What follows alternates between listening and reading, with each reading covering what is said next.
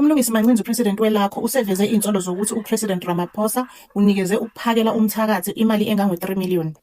Uthi umlungisi-ke bathi bechasene ngelinye ilanga kumhla ka-23 May benophakela umthakathi, yena wayekade ebhizi begijimisa indaba yamasaluni. Uphakela umthakathi babekade behambisa umkhuleko kuba lokhunjana kulaba abahlala emgwaqeni.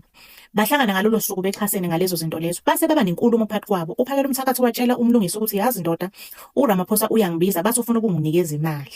Ngathi hawu, why ekubiza ethi ufuna ukukunika imali? Why engakutsheli ukuthi izolungiseka kanjani lezi zinto esibhekene nazo la eSouth Africa? Yini efuna ukukunikeza imali? Ngoba yena ngabe uyasho ukuthi njengoba ninenkinga yama-illegal immigrants la eSouth Africa, sisolva kanjani leyo nto leyo. Uthi uphakela umthakathi wakuveza ukuthi yena ngeke eze ukuyobona uRamaphosa ngoba ngabe umtshela into eqondile ukuthi vele isimo silungiseka kanjani. So yena kodwa ufara imali, wathi nje ngeke eze yena lapho.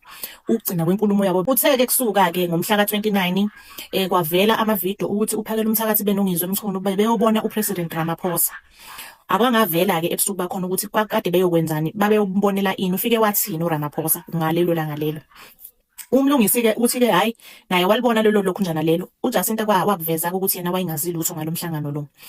Bahamba-ke wafika umhla ka-30 kwayenziwa lento eyayenziwa imashi le kwakuthenjiswa yona ukuthi umhla ka-30 ujuqu wokuthi abantu bokufika kumele bebengasekho la eSouth Africa. Kwathi makuphela imashi, umlungisi-ke wayesezama ukuxhumana nophakela umthakathi. Uthe uma exhumana naye wambuza ukuthi hawu, njengoba sasikade sikhulumile wathi ngeke uze uye kuRamaphosa, kwenzekeni? Kube sekushintshapi?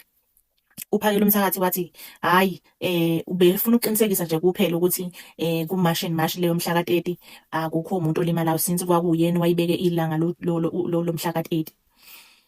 Ube sethi-ke yena futhi akabrayibhwanga, ayikho imali anikezwe yona. Yena uney'nkomo zakhe ezi-more than 500 ney'mbuzi ezi-more than 1000 uney'nto zakhe. Wasethi umlungisi-ke kulungile-ke, before i-media briefing ozoyenza kusasa ukuthi ubukade uyokwenzani kuRamaphosa, ngicela ukuthi sibe nomhlangano kanye nomholi we-mashi kukhulunywe ngalento ukuthi ebethina ama-minutes omhlangano. Wavuma kahle uphakela umthakathi.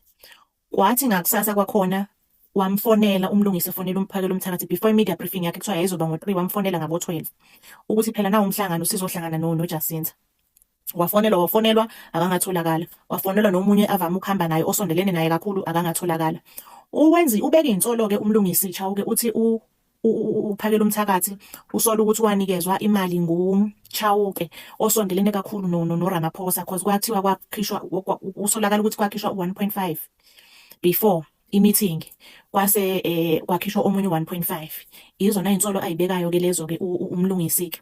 Uthini kuphawula kwakho wena ngayo yonke lento uma uyibona? uRamaphosa wayekuvezile vele ukuthi imashi yemhla ka-30, so called 30 June, asazi kanjani. Abantu-ke bahlukene kabili-ke kwi-internet, ingathi abanye vele babekade sebeyipopolila indaba yokuthi kungenzeka ukuthi kwaphuma i-brown envelope ngaleliya langa leliyana, because bathi abanye uma uke wahlala phansi noRamaphosa naxoxa uphuma ungasafani, uphuma usukhuluma enye ilanguage laphana.